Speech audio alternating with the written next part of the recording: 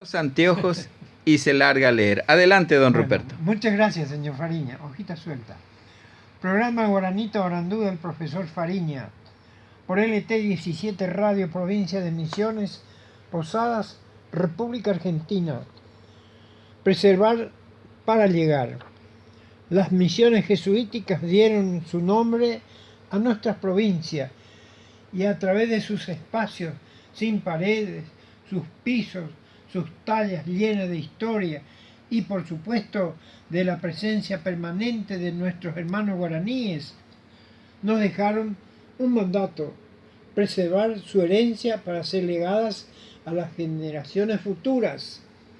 La puesta en valor de las misiones jesuíticas constituye una política de Estado que va más allá de la restauración monumental. De su legado rescatamos el proyecto político institucional basado en la convivencia pacífica, la producción diversificada, el intercambio económico y social permanente con otras regiones, la protección de los más débiles y el permanente enriquecimiento cultural y espiritual.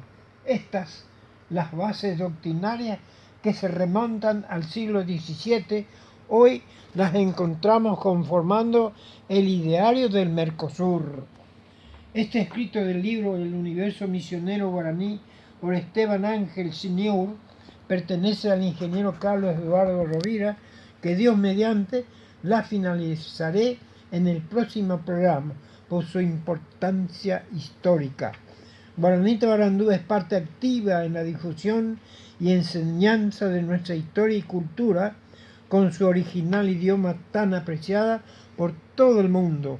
Al finalizar, nuestro agradecimiento a Sisto Fotografía, LT17 y a cada uno de todos los que nos siguen en este programa. Muchas gracias, Ruperto. Muy bien, don Ruperto. Muchas Excelente, gracias. excelente realmente.